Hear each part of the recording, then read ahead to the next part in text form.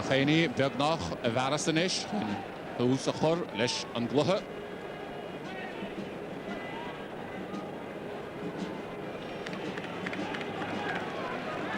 Beag an hús chur leis a glutha canis an sa. Lá úntach is fad chun amánaíochta. Shane Cadigan. Bólan clitir. Isteach go dtí Cha Fitzpatrick. Fachta go Cha. Fachta go Massan éirige. Anna chumas. Anna sciúil. Bhfuilte go glóte in soige go dtí ón gainan agus anna chábháil. Isteige go Aidan Ryan. Cha Fitzpatrick fós agus an Counson I himú.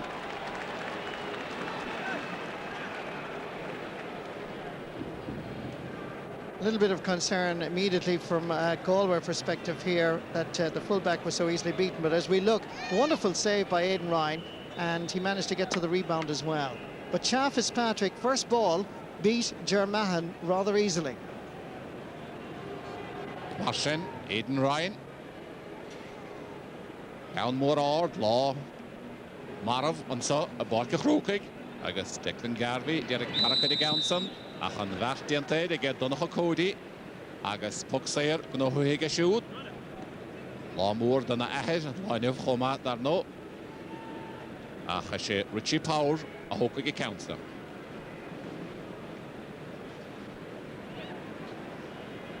Láiste hiaráin agus scréibh na héireann an irig agus mac le Richie Sheenshire.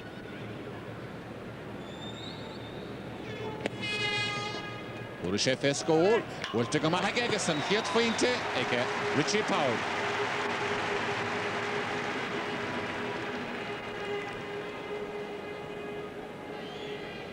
Easily their top scorer, Richie Power, with a goal and 21 points coming up to this All-Ireland final. Tritterson bhfuilte Anna Ada agus deisitsa ag Damien Kelly. Bhfuilte ge ach ergeis.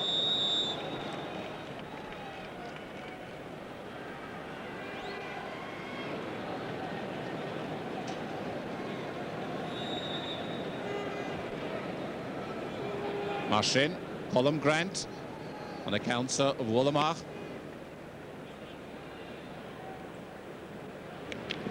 Arish Lord na Poitke. Reached Damien Kelly, Fanna Talon. Will to Stachkadas, agus Anna Hansa get Donald Riley. Roche Rochol, Sachle Lechanish. Will down pull the ball, Derek Vior, chance at Zucker Hole. Anna Hall is taken to get Colm Grant or Iracht Angus Callanan.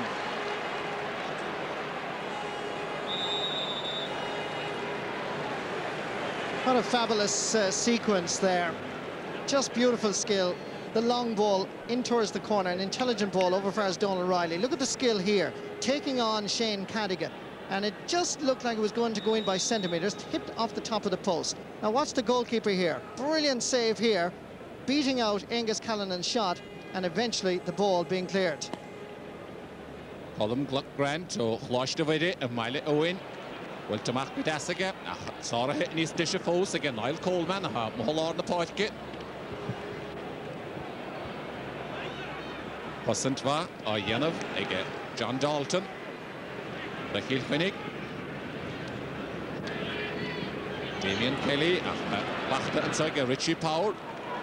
Well, to Stachka Dassiga, agus Dish score, and so again Kilkenny, agus pointed son again, Morris Nolan. Oh, flash the Kieroin. This could well be a battle, Michal, of the respective full forward lines. Morris Nolan and Cha Fitzpatrick look like they have the beating of David Kennedy and Germahan, and down at the other end, Riley, Callanan and Niall Healy look very dangerous for Galway. Boruk an háchtach atrasan, mar bhí martí rá. Bhfuilte amach go deas ach Kilkenny go cosan go maith. An Counson, Ramach agus le Gailibh an Counsa. Paiglin Ann, Mac Sylvie.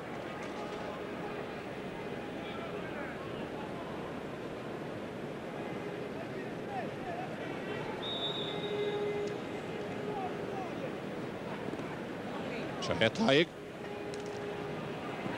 Agus le Gailibh agus Willie an son like Shane Cadigan ach ní fatach an séad Dalmh. Agus deis get Damien Kelly Galway chur an unsaí báta bháin eile.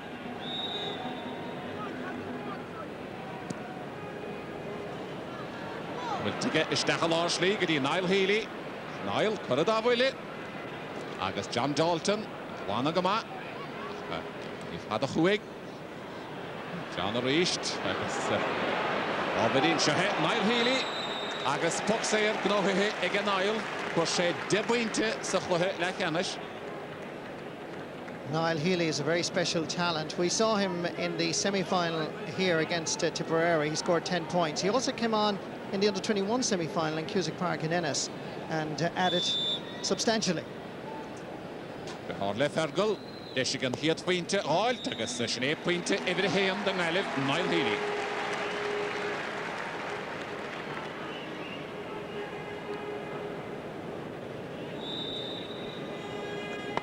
Pointe bháin atra mar sin. Lá brothallach carta tá a barca chrócaig. Beidir hanán. Bitar ar a dalamh, dul Richie Power ach Peter O'Donovan. Isteach a gisiú, tára istigh go John Lee a winteá. Agus seo Richie Power an isciúil go dtí Chap Fitzpatrick ach duine chalí Richie. Mar sin beag pocail ag an moltóir le Niall Callanan. Niall Callanan from the Craughwell club being spoken to by the referee for that late challenge on Richie Power.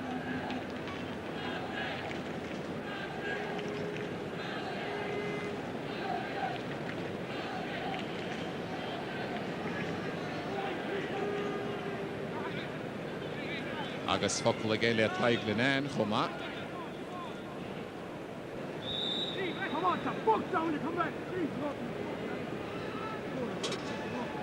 Richie Power och Arag Tawick. Kilkenny. Áitana cháiliúil. Beisige an bharna bhíadú a Kilkenny agus builte Harris dras ná ag Richie. Harna ceann an síú ceann a Kilkenny.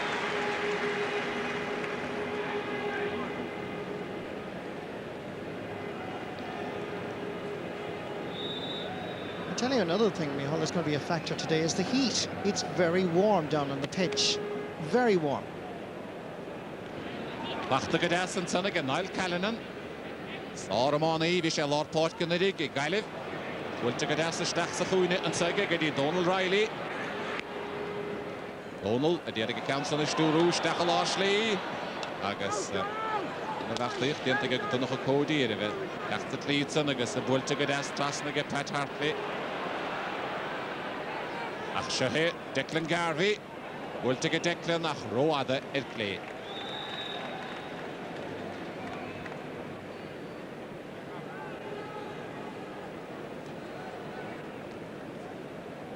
Declan Garvey here at the end of a move, but certainly down the right wing, Galway seem to be at least posing questions.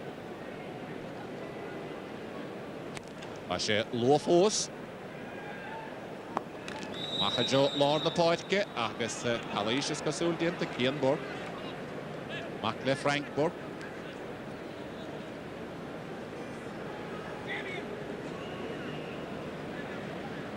Richie Power, báta bháin eile.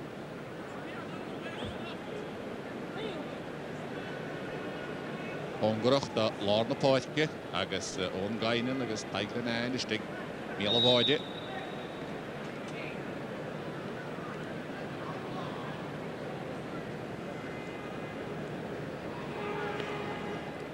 Bhfuilte go Richie agus anna íarach sáir faointe Richie Power.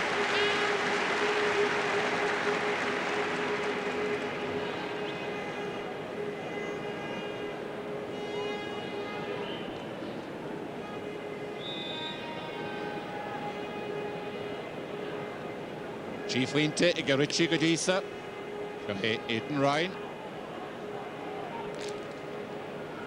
Richie Power, báta bháin eile. Op de heen, isteach go dtí Chap Fitzpatrick an bhartaí an tléir ag Germahan. Agus Niall Callanan an iscill ag an Niall. Lovely stick work there by Niall Callanan until he was flattened by a frontal charge. Just watch the stick work here now. There's one little flick, and he tries to balance it again until the shoulder, or at least the frontal charge, comes in. Marsin, Niall Healy, Ille, Cuisach Gear, Ach, Bar, Vianach Breen, Saflohilla Canish, Queen to Gadisa, and Vaishan Tarna Count.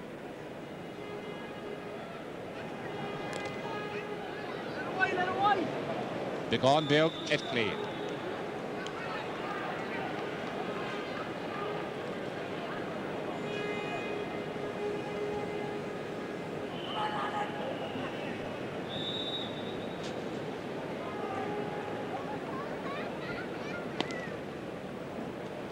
Colm Grant en beláib diise an anada agus an cosint Niall Coleman an a talún to go deasige agus talís dianta an son Niall Healy agus é héin a hócaig an puck saoil.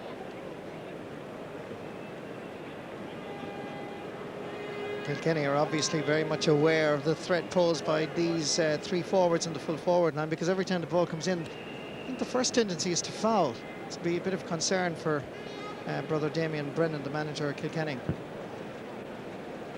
Dishva an saige Niall, captain a fórne the Arnold Lido, Wiltig Niall agus Wiltig Mahage, Quinte Ivrido get the Nelly.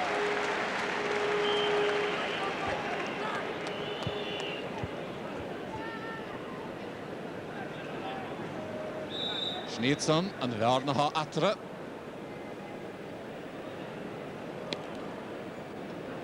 Clehanele a hostáilige Colm Grant an Bautasa, Japan is a gair Oaklish, agus Eide Higamilish, Shahe, a Macklishista, Alan Healy, Alan the Macafol, Anna Geshig Allen, Aha, on that Dinta at Allen, agus Glanta Machatzuk, Dermot Ryan, Reshana Matatzach Lohinish, Lola Lehachuil, Peter O'Donovan, Bachtige Peter, Neil Counson, Wultig Mahanechrige, Sarah and Sonnigan, Niall Callanan. Trastan the park, Donacha Cody, at the end of Gama, a Machgadi Pat Hartley, Taxahuni, good Gloche, and some Gadi Morris Nolan, Morris and after Stack, Tishigan, Wultanon Gadi Cha Fitzpatrick, Wultiga Cha, Agus Hanish Trastan, pointed as to get Cha.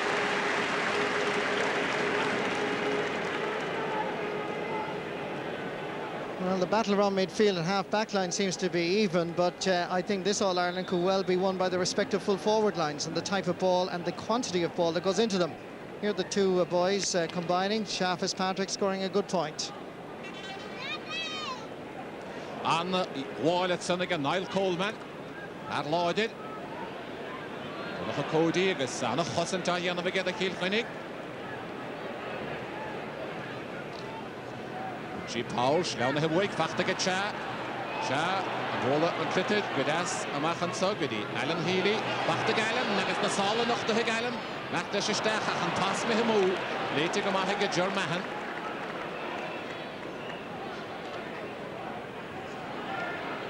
Agus an Ishe, Shall Kilkenny and Ahuid, David Prendergast, Nola de Nonsi, Agus College Delta David.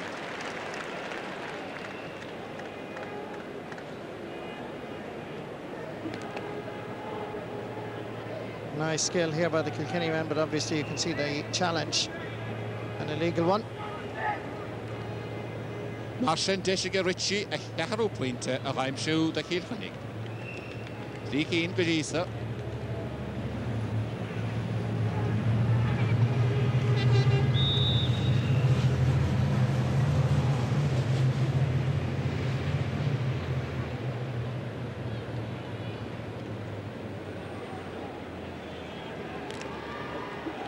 Gwiltiga Ritchie agus Gwiltiga Greenige and Carol Quinton. Just something to notice, Micheál, that when Ritchie is establishing the shot, he's like on the first tee from my golf lesson. He's setting up the driver, such the Hurley, this time behind the ball, and then he has this sequence of bending over it. Very unusual. Matty Murphy agus Imini Mariola Shin.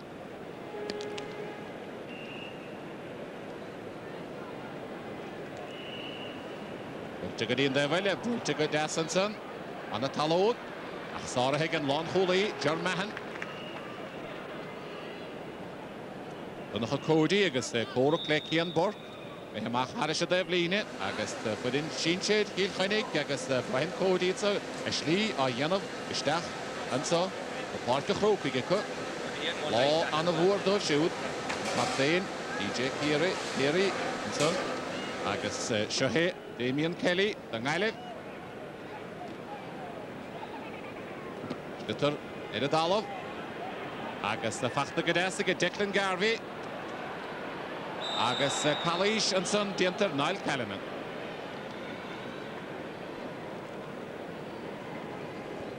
And Galway not able to get any movement really here, because once they start finding inroads, they're pulled down, they're fouled.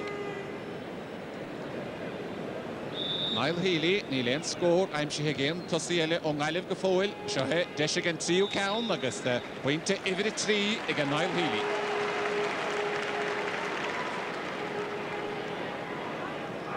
Three points for Galway, 3 points from frees from this man, Niall Healy. Kenny there, Finney Larkin all going in, they've arrived underneath us here in the open stand. Here Gael, then Lohamur, Edith Kirkby. Agus Shahe Richie Power. Will tell her Hooliga, get Peter O'Donovan. Yerach Food Sarahe, Dermot Ryan, or a Maharisha Devline.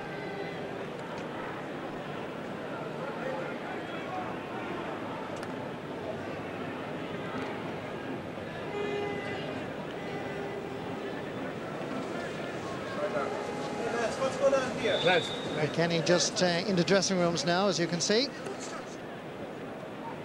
But the Stach again, Michael Fennelly, agus Fachta gloated son again, Morris Nolan, agus Halisha Draston on the point again, Morris Nolan.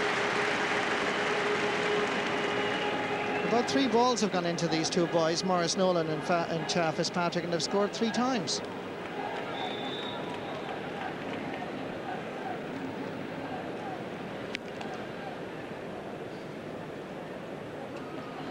Kilkenny, Edian of Goma, Gadisa, Agus Shahe, Damien Kelly, Eile Machorid and Unsi. Sarah Hagadas again, John Dalton, Agus F.F. Rue, Pucksayer, and Eile.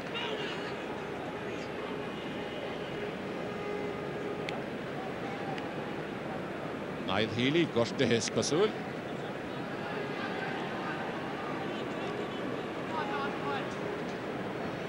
Goed beter no marschen is dat gewoon de Eveline. Ille hier de dohin.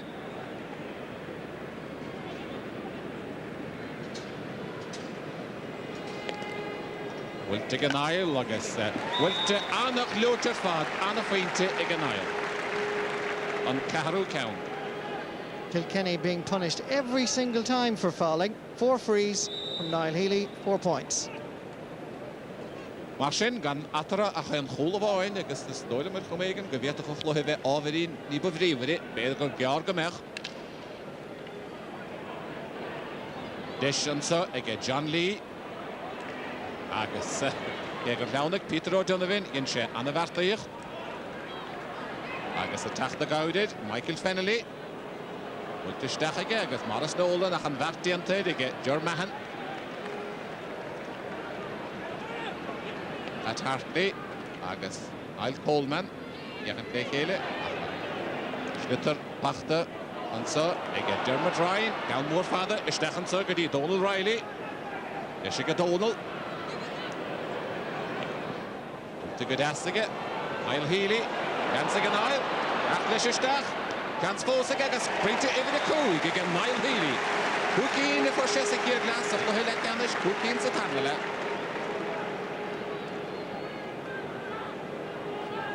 As Mihal said, first point from play for Niall Healy, and he had to work very hard. Very strong lad here. Good skill. Nice ball inside, you'll have to say as well, from Donald Riley, although Healy had to work very hard. Survived the shoulder, balanced well, struck well. Marsin, gan atarach a da feinte. Roderick White. Stachanish, good in Lontasach, Angus Callanan, Shahe Angus, Anamani, Angus Kirkishe, Angus, Pucksayer, Angus, Mayari Lehili, Nive Gatarach, Count of Oin. This time it's David Prendergast from Clara that was fouling, but again, that ball that's going into the full forward line is quick. It's intentional. It's obviously part of the plan. It's in low to Angus Callanan, tries to get away, and immediately they're fouled again. An Vaig Niall and Sheo Cowan. Wiltig Niall, agus a painte idir a Shea. 6 points for Niall Healy, 5 from frees, 1 from play, and Galway now just 1 point adrift. Ashen, Nilen score again the Nailer, the foul.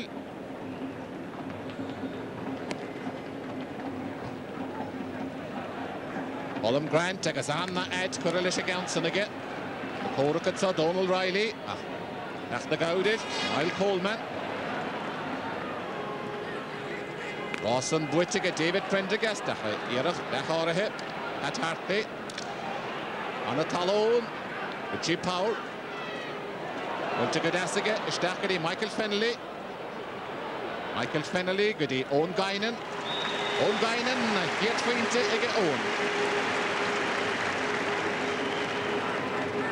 I don't want to be seen to be repeating myself, Micheál, but again, it's noticeable that it is a corner forward for Kilkenny that's scoring. All 3 full forwards now have scored, and all from play. Maurice Nolan, Chaff Fitzpatrick, and over here, Owen Guinan. Ashen and Galib Derek Dollar in on sea at Schlauna Herafinch and Derek, I show Angus Callanan. Angus, and a skillige Angus, a Markady, Niall Callanan. Will take a Niall, or Ille and a year after the Lava Clay.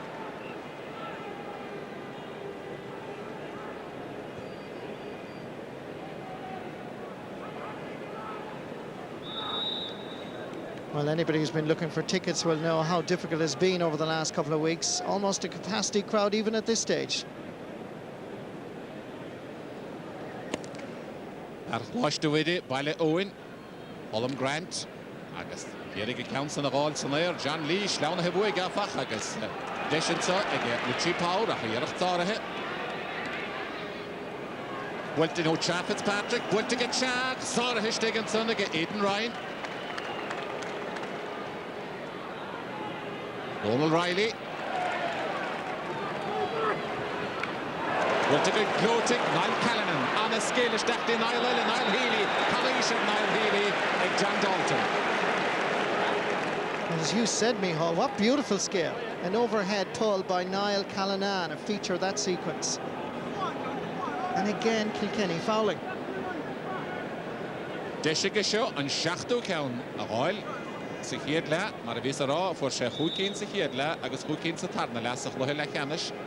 Deis gan 7 ceann a gáil hana héine sa, bhfuilte an Niall agus pointe idir a 7 don Niall.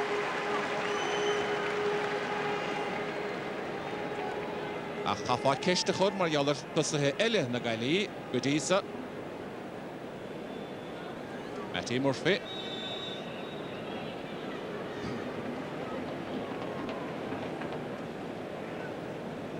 What's worrying from a Galway perspective, as you said, Micheál, is the fact that nobody else in the Galway team has scored. Good point. Agus Law, Melach and Amanichte, Richie Power, agus John Lee, Kalishik John Lee, Richie. You just might watch the free-taking sequence here for John Power, for Richie Power, I should say, because he does 2 things. One, he establishes the hurley behind the ball, and then he bends.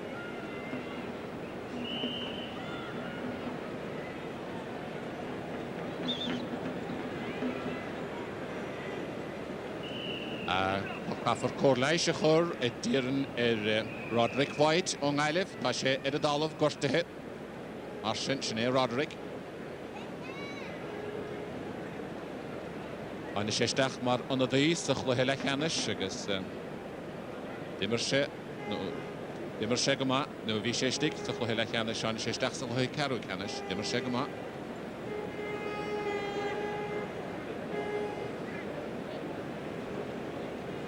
Beautiful scene down at the Hill 16. That's our camera behind the railway end, and it really is a beautiful picture there, looking in down all the way around to Croke Park, majestic theatre of dreams down towards the canal end.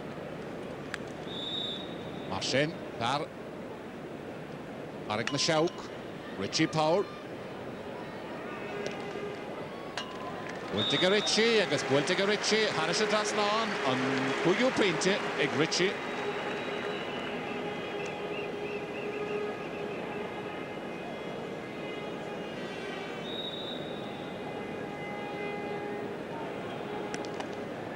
Aidan Ryan, be blástal an áin. Aine sé sa chuú háteach, sáthe go glótegan, fanhaiste gimmert ver sa chuine John Dalton. Agus is fada machahí John Dalton an Wooten Bautasan. Agus amach leis isteach, Alan Healy, Mac the Dermot, Sehe Alan amach leis go fóid. An tas, díadach a mihimóid o'r magra. Ro ada Agus na lútarétar, caige maltóid is diltar isteach atra.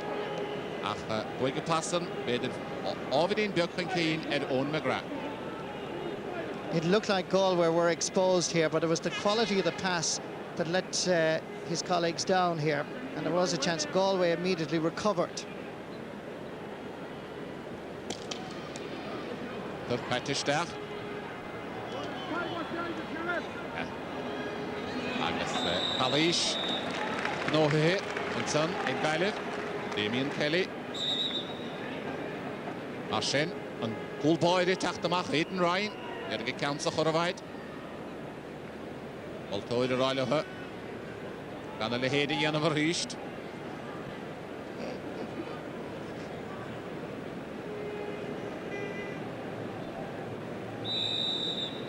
Bailish genacht daar no ach Shahe.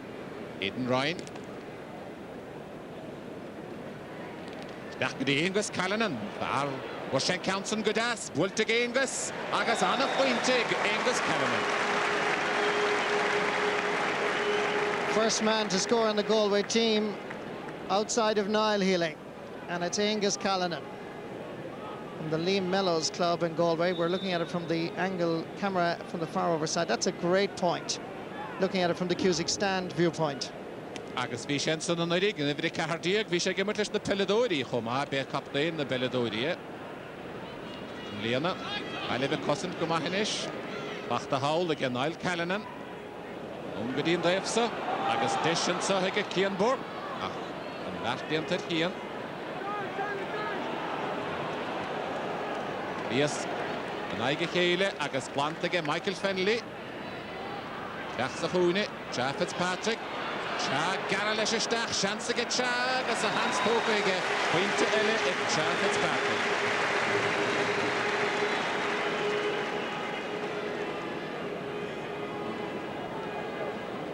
Second point for Cha Fitzpatrick, who has been moved out to right half forward. Getting inside here, good strong hurler. Cha had to work very hard here, get by Germahan and Roderick White. Did well. Shahe Peter O'Donovan, a chan vartiant Peter, agus a mechtesteach Declan Garvey, a machgadi Donald Riley. Shahe Donald, a the Yannick Donald, han Ilana Girid, Neil Hilly. Bultisteach an Ashley, agus Jessica Niall Healy, Bultiga Niall, agus Colnigan Niall Healy. They left Niall Healy alone for just a moment. But credit the work here of Donald Riley, who had the ingenuity to hand pass it in. It was not a great ball, but look at the marking here. Suddenly Healy was alone and managed to scramble it past Colm Grant. They were looking for goal here. Bad defending, it must be said, to allow Healy alone. He took his goal well. On Lasser Savara finish. Richie Power. Down ahead of Dolov. Bultisteach an Ashley. Last in the Poitke. And that Dinta and so, and after Stechaga own Guinan, Shansiga own. Shansiga own, and it's on a hole to go in Guinan. At last, this game is coming to life. But what a response. Always a good sign of a team when they concede a score, or indeed particularly a goal, that they can respond almost immediately. One extra minute left in this opening half, but already this is heading towards a pulsating climax. Owen Guinan did all the work here. He tried to pass it in when he got into a good position. Ball fell kindly for him here, and he pulled hard. Great goal. Dagrana happy, Kilkenny, Shahe Angus Callanan, Atlesh Stach, Wiltig Angus, Stachel Ashley, Canana Reincherach, Sarah Gadasiga, Colin Grant. Wantamach ag column. Nach the John Clitter the Galway, Damien Kelly. Bevru. Pass. Wiltige. Elehe Chwyl. Donald Riley. Agus Ritrasnansa. Angus Callanan. Declan Garvey. Dachanish Gideon. Vadlaw Portke. Damien Kelly. Damien. Trastan the Portke. Why Angus Callanan and Council. Ach the Gengus. That is Angus a Garlish Stachen. Modi the Gengus. The Hefos son. Arna Dunha Hashem Heroada. On that Dianted. Niall Healy tacht the Gaudid. Niall the Matlish Stach. Will take a Niall Gadi Niall Callanan. Oh, what's an again? Niall Callanan. Sarhul. What a fantastic goal. Brilliantly worked by the Galway attack. Angus Callanan, Niall Healy and Niall Callanan all involved. This was the hard work of Niall Healy, the captain, getting in at the Cusack stand side. The pass inside was a good one. Came to Callanan. What a shot. What a goal. This is the view from inside the net. Unstoppable. David Kennedy, Lahama. Psychologically, that is some response by Galway. As the point I made earlier about a response from Owen Guinan scoring a goal after Niall Healy's goal, Galway responded again in similar manner. At half-time, the last couple of minutes have been breathtaking here in Croke Park, and at half-time, it's Galway leading by this scoreline. It has been so close between these teams all the way, but at half-time, it's Galway, 2 goals and 8 points. Morris Gaffol. Siŵr chos yn tywyd I tîm Pwlynishid. Ailif y Dierig cosant. Sgytarid y ddal o goni. Chad Fitzpatrick. Calais dianta siwd agus Puck Sayer. No, Calais dianta Richie Power agus Ihach yn unyddi siant unyddi Austin Murphy yn Farahani Cynpoetge yn Owen McGrath. This was a high challenge on Chad Fitzpatrick, no doubt. Had to be afraid. Or rather, Austin Murphy, I think it was, yes.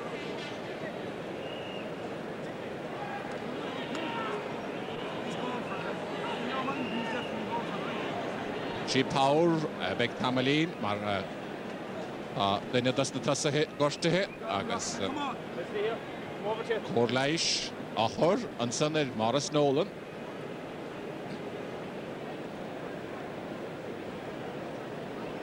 Morris, Wiki in the Fainty Godisa, Richie, Gusteshig and Sheo Cown, the Rime Shugas and score of Horamo. Morris Nolan, och lost the heroine. Baunele Eden is Tushke, Emiliana Gelo.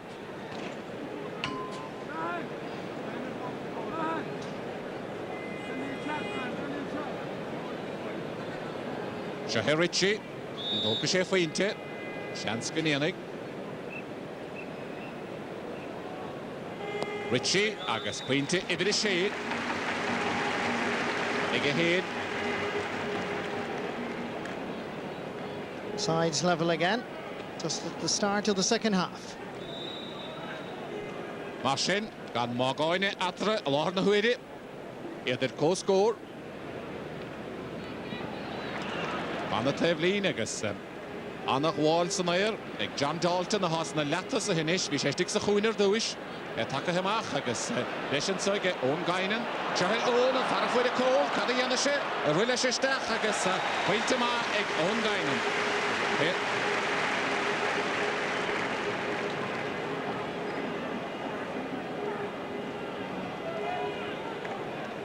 Well, for most of this game, Kilkenny have been in front just by a point or two, and Owen Guinan made sure here, cutting inroads through the heart of the Galway defence. The challenge coming in a little bit late here from Germahan. Still, Guinan managed to put it over the bar.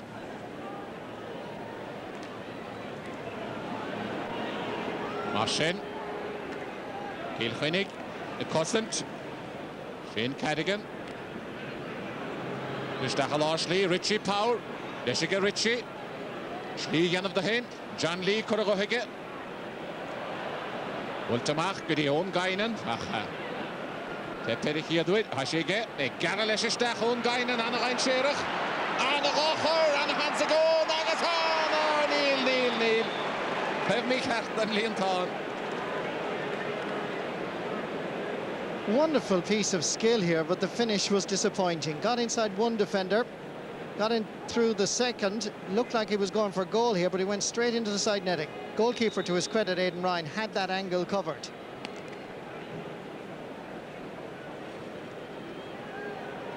Marcin, Cian Burke. Gyda'r un y dalaf, agos Bahag Multoid, Ishtacha. Substitution on the Galway team. Number 4, David Kennedy, is being replaced by number 25, Aidan Tierney. Kieran Diviny, Itachan Poitke, o Vehe, and David Kennedy.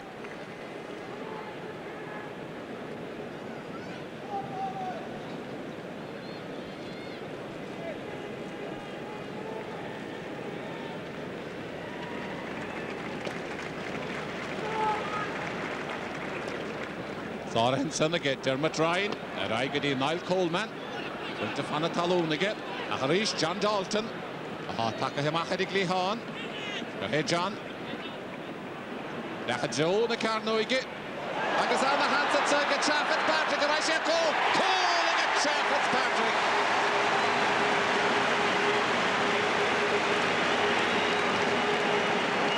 Brilliant goal by Sean Fitzpatrick, but the shot there by the goalkeeper, Aidan Ryan, is protesting with his defence because the signals here were terrible. Ger Mahan, the fullback, was involved, so too was the cornerback, and the ball fell straight into the path of Sean Fitzpatrick, and the goalkeeper had no chance. Dunach Cody, Augustin, Timothy, Austin Murphy, Joe Austin, went to trust the Joe Owen Guy in the gigas, Highlanan. Yerge and Schlitter Hossen, Tiger the end of Gama and Bautasa. Back to get tired. On the tabline, after Drachown, Sarah Hege Michael Fennelly. There are Yanzi and Michael, Multoid is Squealish. I guess Michael at the end of Gama, Chancellor score. I guess Painting, Michael Fennelly.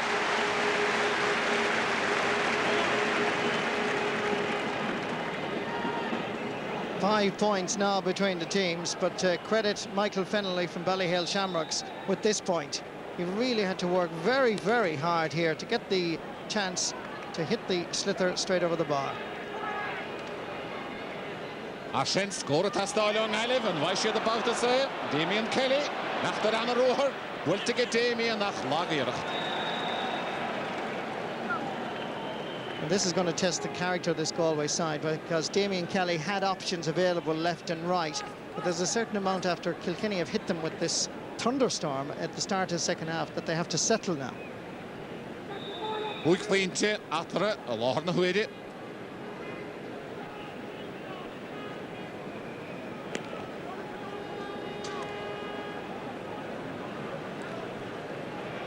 Tisteach Austin Murphy, Déanamh Gama, ó haine seach an Poitke, ag Lehama. Richie Powell, Chansiga Richie, Wiltiga Richie against Peter Dassiga Richie Powell. 7 points for Richie Powell. This is his first from play. And Kilkenny are rocking and rolling now towards this All-Ireland title with a brilliant start to this second half. Dar no tása go má bhain siad aniu, go mé siad ar cóscóir le Corcaig. Ag 8 díag, do chréimecha ile éireann, buitig an dáchúnta ach ní sé hart fós. Litar ar a dalamh agus sé héad a ghaileh agus Cian Burke. Nach na rúthar, John Dalton a déir agéist up agus má chara sé de blíine agus le Kilkenny an council.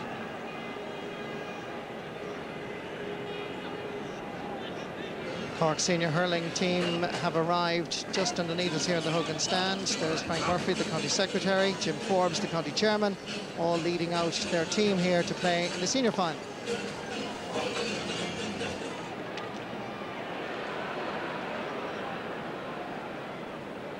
Baile be Derek Dollar in Unseach, Cousin Twa, Ege Corcaig, agus Puck Sayer, Long Islev, Halish Dinter, Highlanan.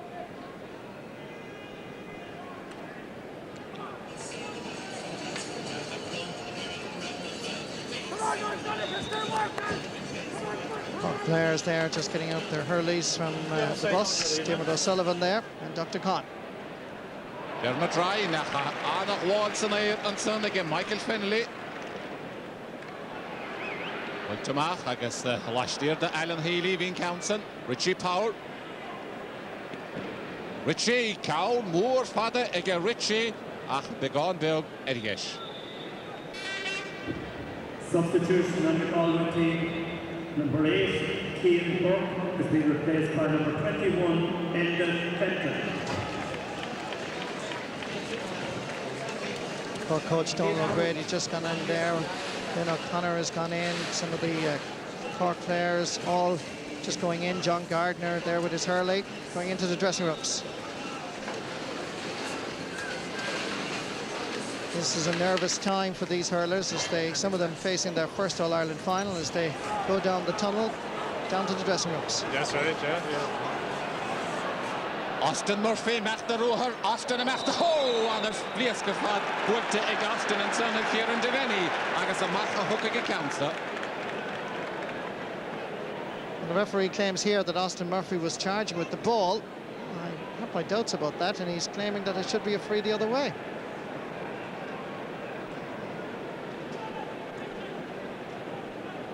Kieran Devaney, the substitute introduced earlier at corner back for David Kennedy, was the player that faced Austin Murphy, who, by the way, comes into this match scoring a goal and 6 points. There's just the other confirmation of the other substitute, Enda Fenton on for Galway's midfielder Cian Burke.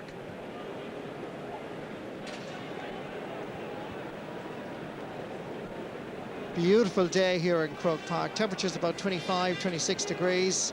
It really is looking magnificent. This is the charge again. Let's just watch this. Austin Murphy coming in with the ball. Yes, you can see there was a bit of an elbow there, and the referee spotted it and said it was a free to Galway.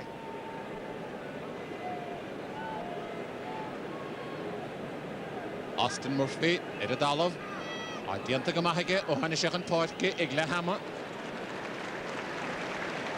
Agase Kapkulor.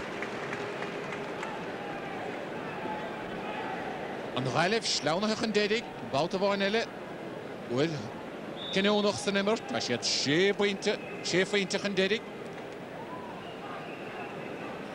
Eden Ryan, and they are Hadeve, a Yanach Kuldo, the Yeli Kilkenny Gebog, you're getting the reef that no Shahan Nile Healy must be the leading and the other Sesha, Nile on the Yara on the Galishtacha, Halish Dinter Nile.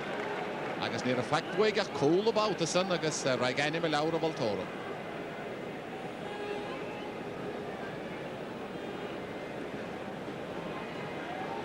Niall Healy again showing tremendous leadership, strength, but being brought down here following this penetrating run. He's causing problems every time he gets the ball.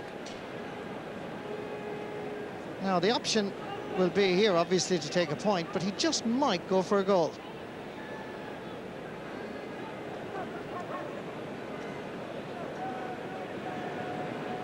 Niall Healy, Hena Schacht Gedisa, Egaheen.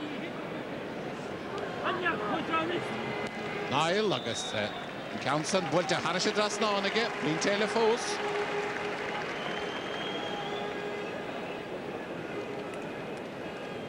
Just 5 points now between the teams, and Galway certainly needed that point just to settle them, to give them a little bit of self-belief back.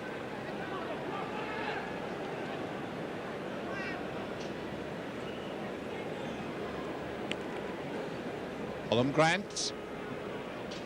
They are no lead the hit begun. Birgit Gaile Vechna. Kilkenny Gemorchen Tussig. Alan Healy.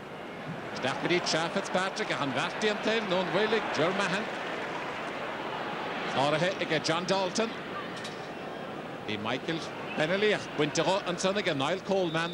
A Harisha Devline. Substitution on the Galway team. Number 12, Niall Coleman, has been replaced by number 19, Kevin Hines. Janine Taharuele, Hadian Tanishik Gailev.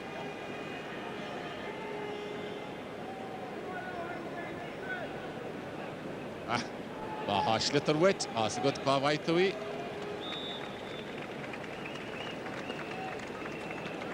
John Dalton. Stachel Ashley. Star Hinsig Declan Garvey. All the style I live because is the ball well you're not cool on the head of your right.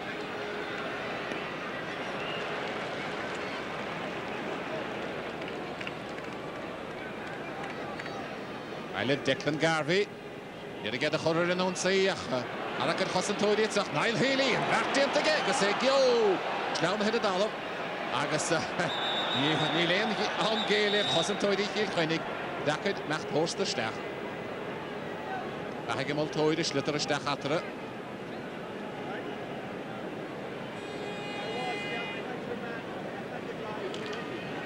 At the stach gigas Shane Cadigan Arcadic Johnson Trasna, Donald Riley. Stach Jonah Carno gebeden, Wiltige Donald, Wiltige Donald, helemaal live edition.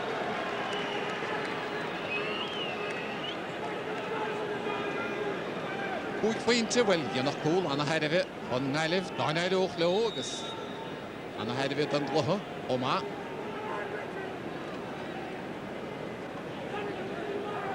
Ach, die speel ik heel weinig. Ungana oorlog lo, maar jeden shit.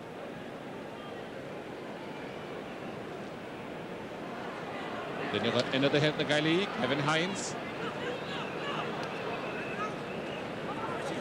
Dagen zo, gedi.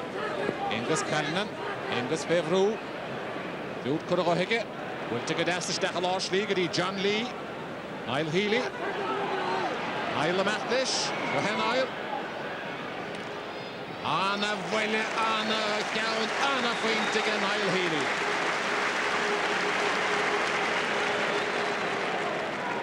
What a fabulous point. And before that, when he won the possession in a previous incident, his balance is just superb, and it's quite noticeable here again. Look at the style here. Short grip, hitting it with power and accuracy. Great point. Heshte Khafachor, Kamech Gailiv, gan Niall Healy in Agus Shahid Declan Garvey. Latarach here Fuinte. I don't know. Donald Riley. Johan Niall Callanan. Niall Garlish is Stachanish. Come as Yannick Niall. Anna Wola Fachtige. Oh, son. Yannick is Litter Royal Hernash. Yes, Fachte again. In the day, Wontige, as Anna Fuinte and son. Anna Fuinte and son again. Owen Fenton. Done I live.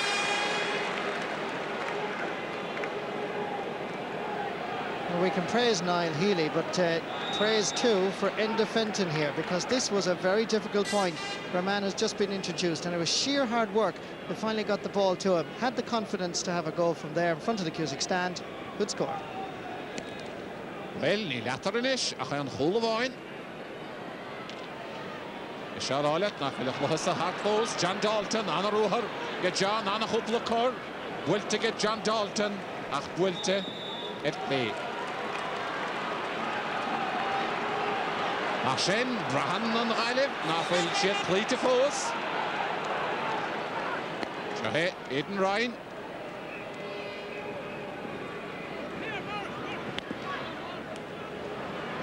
Declan Garvey. Declan. Avrin Row at it. Licky Gaboy, Colin Grant, and Schlitter, Macht Harrison Lean.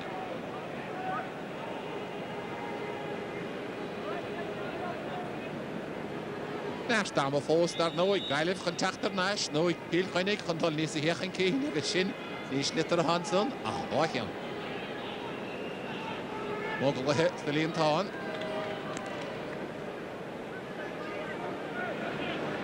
Declan Garvey, Diana Gamale Tamalin, or Ashtre Shemach. Pass, the Niall Callan and Anna Yasafa, Donald Riley, Francis Donald, Garlish Stach. It could have done with it. And that didn't it. Machat Sogadi, Peter O'Donovan. Well, Pussant, Anna Hochtach, and Council, the Kilkenny. Agus, so, Tom Govid, and Gov Derek, and Damien Kelly, Maris Dolan, good. Neder going, will Gailiv Council, Achta, Shatta, Agane, Arhe, again Multlo, again Muerte Blina. No doubt about it that Donald Riley was also fouled. Should have been a free for Galway earlier. Mar sin focal again Multoid leis an Moyer.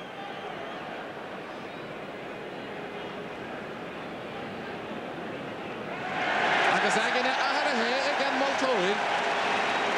Oh. You don't see that happening every day of the week. The referee, after consulting with his linesman, he seemed to agree with him initially. Then after the debate and the conversation, went the other way. Ish, Georgi counts it, count achtig. Achter again Roderick White. Agus Eile be tachter ash, Brede Gele, Gemer Geen. Bulte Edson, Agus Bulte Anna Ba Edson, Harish Adrasnan again, Mike Cannon, Rafinte, Shinaba down. This is a fine comeback by Galway. We talk about character and self-belief, but Galway have fought back after a terrible start to the second half. Niall Callanan scored a great goal before half-time. This is his first point. Well, wie ze kaint het holo hierne, waarbij gereile winische, het is gewoon tussig. We gaan aan doen. Niall Callanan, had naast het zo die Damien Kelly, Damien Fevro, en John Dalton. Luther Eter, agus Cahage Multoid, is litter, is de chatre.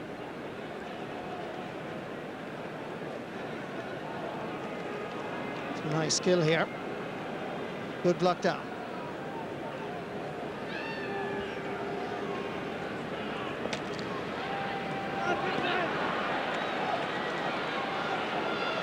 Eile Erik Gulder in onsie.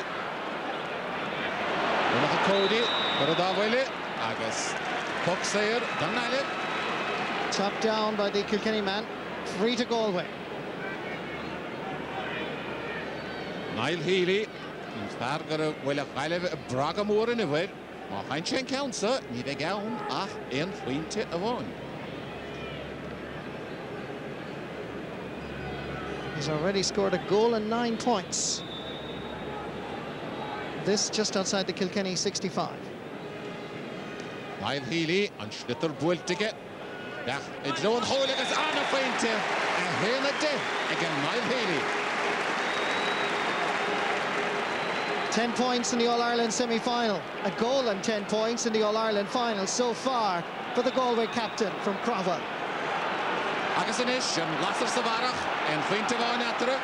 Colm Grant. Al Moore father Bultige. Edit Olive. Richie Powell. Ongeinen. Prachtige oon. Nach Lagerig. Zorgige Eden Ryan. Eden. Down aan de orde vat Bultige Eden. Bert Hossentoiri. Al Nagus. Prachtige John Tennyson. John Tennyson, de tachtemaker, bollen klittet. Dagen Joe Chaffet's back to Ghana once and out. Bultige. Ach, heeft nog live edition. En Klosse, het is hoog aan de mel, Agoni. In de delen, het Kilkenny. Alan Healy, en we hit. Ray de Wall, Takahishta.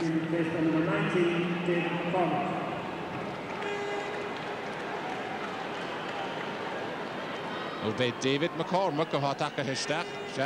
David Histachenish. Niall Healy. Farger wil Eile Bragamoor in de weer.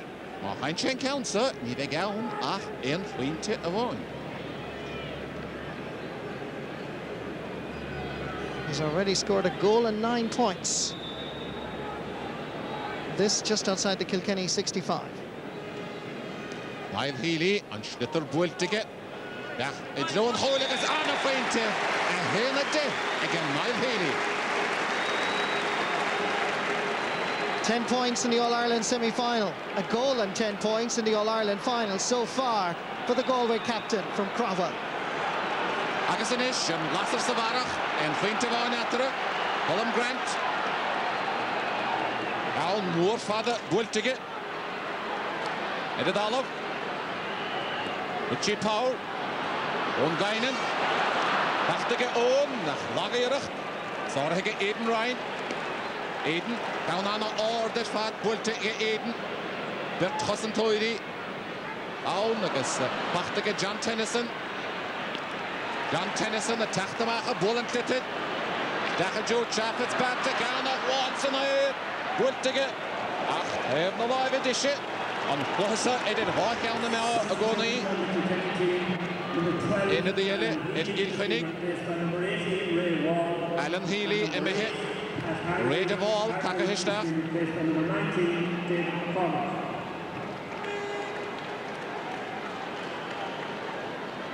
Obey David McCormick, who had Takahishta. David Rahistachanish. Agus tá a Ray Wall Takah Edibard Coma. Sha.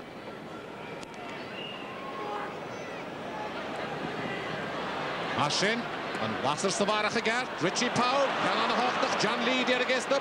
Declan Garvey. Richie McLeish. A ball and Clitton. Agus Painter Anna Hochtach again. Richie Powell. The Kilkenny. Richie Power has now scored 8 points, 6 of them from frees, 2 from play. But this last point is an indication of his strength and hurling ability.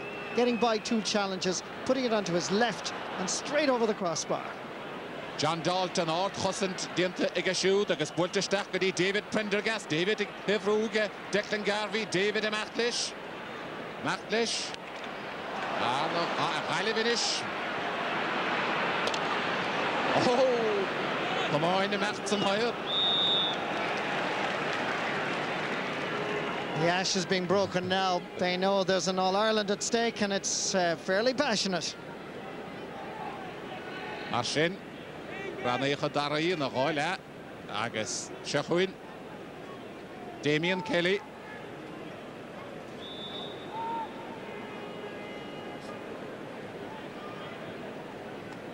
Raneicha Fuin Shoige, Stoch op hier te ra, wordt de staat zeggen die Donald Kelly. Donald Fevro, agus een waartjentedig, Peter O'Donovan, Peter het achtermaag. Mag het zeggen die Michael Fennelly, Jan Moorvader, Ishmarschen heb ik het zielere, Roderick White, a Bert Temple Roderick, half-bounded Martin Keane, Roderick Fevro, Jente Gemahege, Michael Schenk in the Vara, Sarah Hege, David McCormick, Michigan Nile, the Council Lana, Germahan, Mile Healy, Winchester to Mahneed, Wasn't Vat again, then the Cody. Take your time. In the sun, we turn the galley at the Eveline. I should slow her off into Derek. Watch it, Ricky, watch it. Shane Omity, Ed Lloyd, Parker Force. Then the Cody, Hockey Council.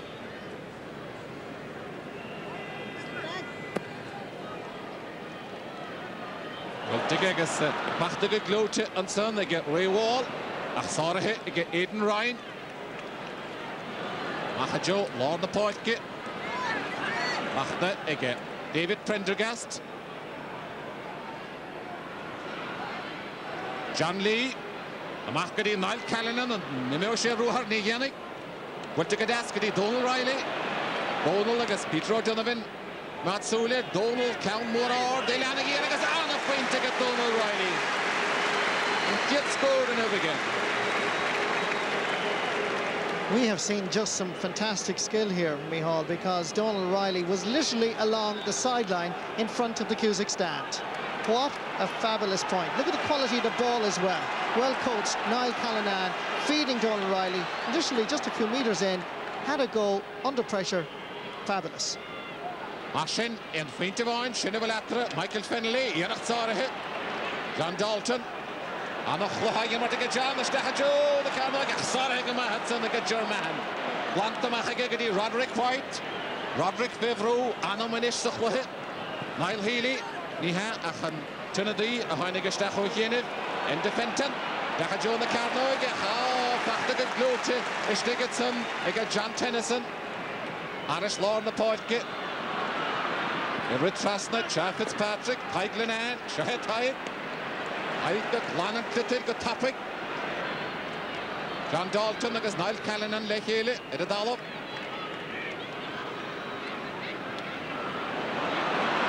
Shin Kilkenny get Diana Gama, Lohan the Whale, and Hurling, and a Hossent. Agus Shehe, Roderick White. Roderick, Nishmashin, Ilaunachan, Point of Iron, Tura Sheffield, and Pool Boyd, Colin Grant, Higgington Ganson, Clabber, and Rihanna Tyneb Nahu, Levated, Lorga Clitter, Peter O'Donovan, Acne Rochefagi, Colin Grant, Haley gets after Matt, Niall Healy, Agus Angus Callanan, after the Niall Gailester, Calais did the Niall, and a chance again, and Point of Coast Goal, the Heim Shoe. Just 2 points there about that sequence as we watch the replay here and the player being fouled. Niall Callanan did a beautiful rob down in the middle of the pitch, and notice Colin Grant, he was nervous about the new sliotar and the hopping ball. He decided to come out and then went back, judged it right, but then took a little bit too much out of it. Look at the rob here, beautiful skill, right on the stick. Excellent work by Niall Callanan. Agus Shehe, John Dalton.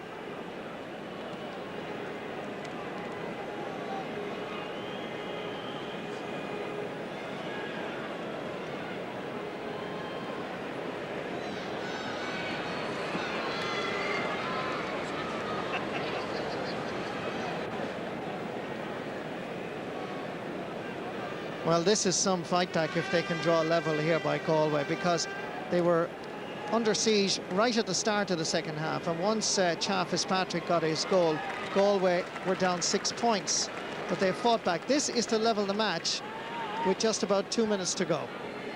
Is Tashe, Gostehe Takahe and Eli Gear a Dohin, Agus, in the Jagadista, I say Hena Henia. Down 4-8 gedoe, maar Randje kansen, we zien het Costco. Niall Healy, God de hakte de bolen pitte, Agus en hem na live is de mee over. He'll be disappointed. Difficult for Kitog, but remember he has scored a goal and 10 points today. But they need one more to level this game. Shen, seen on with the pressure, had a hit again, Multoid. How's staying it? Katana on doing.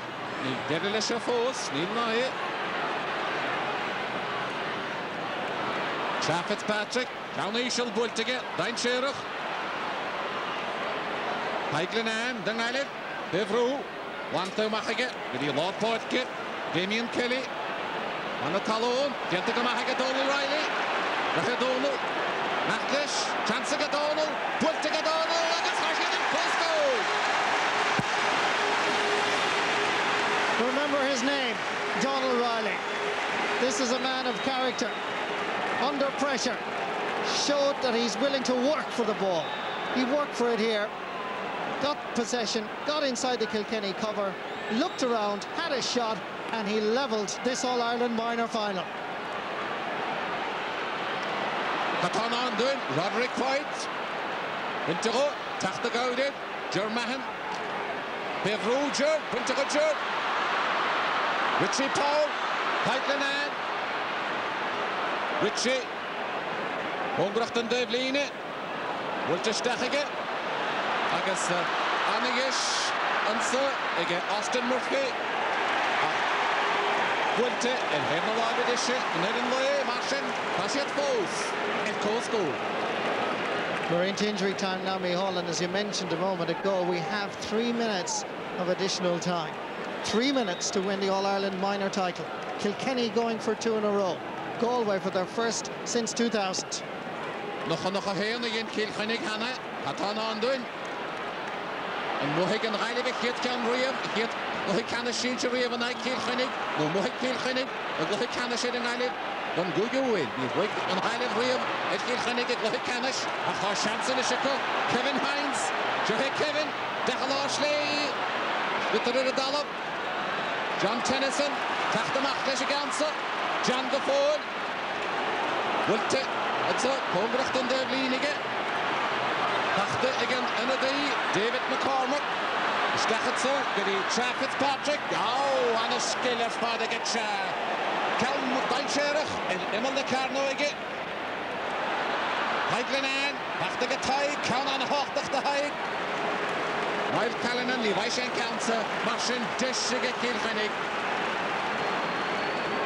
Again, some fantastic skill, Mihal. Chaff Fitzpatrick. Just watch this. Just look at this. For sheer stick work and balance, he slipped, skill on the hurley, and looked around.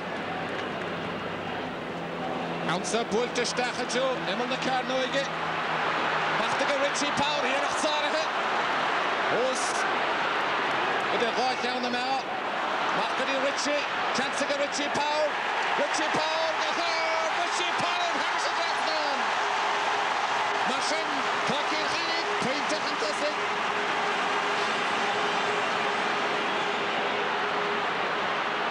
Nine points Richie Power has scored. Nachlas is schlittert aan een wallige German. German tachtemaar. Devro, Harris het Devline. En Braher Damien het son, agus bechen Tannabal hoed. Asige, gwyd si het pwyntach an tussig. Dan nog a Cody. Agus gan Falco. Ach, let nomad. Pwyntach oen.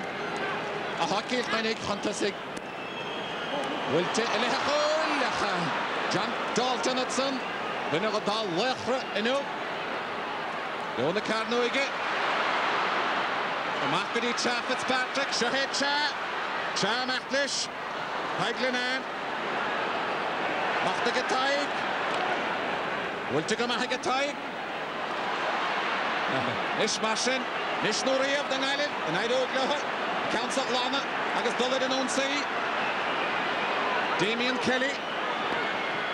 Pointe Tastal on Alif and Koharmo, Kilkenny, Peter Huntussig, Austin Murphy, Pound Morar, the Jonah Carnoige, Tiglanan against Dinted House again, German, Shahidger, Bivru, Amachanish, and Chance Dernach, the Island, David, Austin Murphy, Keyogi Council, Machtige Austin, Bultige Austin.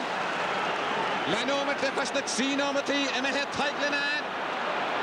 Hij getacht de mag. Moltore fichen te door en wat de Kilkenny.